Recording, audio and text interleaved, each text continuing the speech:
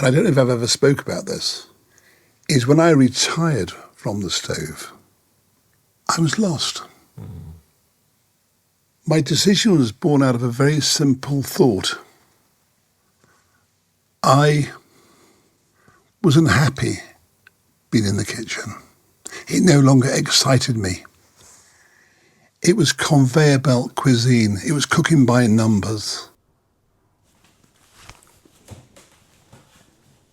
If Marco Pierre White, the original celebrity chef at the time, walked away from the kitchen life, what does that have to say about the high-end kitchen, about life in kitchens? I was no longer happy in the kitchen.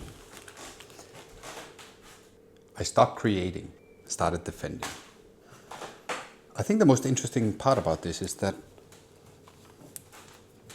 opposing, defending a Michelin star, or several, as in his case, 3, enormous respect for that, but opposing it to creating. And while I never reached that level, I never felt we had to defend a Michelin star at Relæ, but I very much knew that that was kind of the limit to what we could achieve in that sense. And as he says, I wasn't happy in the kitchen. I had a similar experience. I just was not as driven any longer. Maybe I grew. Maybe I was more mature. Maybe I was just in a different place. Maybe I was growing up. But fighting to invent something and to keep innovating in the fine dining setting was just not giving me the tickle anymore. And I needed to step away from it. So I closed my Michelin star restaurant in 2020 and did not regret it. But as he later says in the podcast, when I retired from the stove, I was lost. And I very much see where that comes from, because the loss of identity that comes along with you shutting the door on such a defining thing as having a Michelin star, something that within your peers, amongst your peers, is so highly aspired towards, and no longer have it, I believe is daunting, to say the least, and extremely scary. But I made that choice. I think based on similar thoughts about the meaningless of it all. Why are we doing this? And I was never a big Marco Pierre White fan, but when I hear him say these things, I can just place myself very closely to his perspective, because why you do it and why you spend 100 hours a week as he does. I never spend 100 hours a week. I have to be honest. But I spend a lot. And I spend a lot of energy and a lot of blood, sweat, and tears in achieving something. And to the point I made earlier, you're being judged by people around you. But the process is essentially what it's all about. The creative process, if you're true creative, it's the process that makes your mind tickle. It's the process that makes you want to do more. It's curiosity within that process. It's not the outside recognition. And I think that maybe Marco Pierre White came to a similar conclusion that I did, which was to say that the world of restaurants is so focused on external validation that at one point, if you're true creative, you start asking yourself, why the hell am I doing this? And some keep grinding on, respect for that, and others just say, screw it, I'm out. Winning 1 star is very exciting. Maybe the most exciting. Winning 2 stars is exciting. Winning 3 stars is exciting. Defending them is very boring. But I came from a world where chef's position was behind the stove. And that's where I was, always behind the stove. And if I didn't touch it with my fingers, I touched it with my eyes, with my palate. So I touched every single dish that left that kitchen.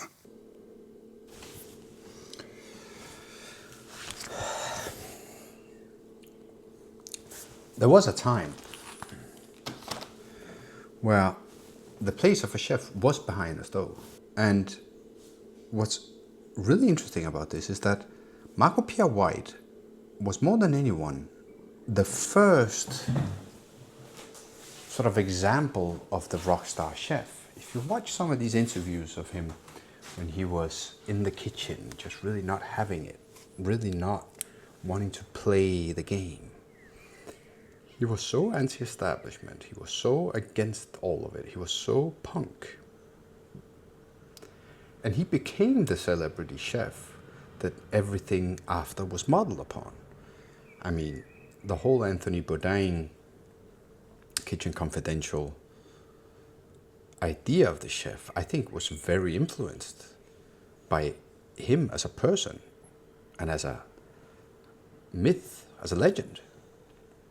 And was that not the start of what then became a celebrity chef that by any means could no longer stay in the kitchen? Because as that became more and more important,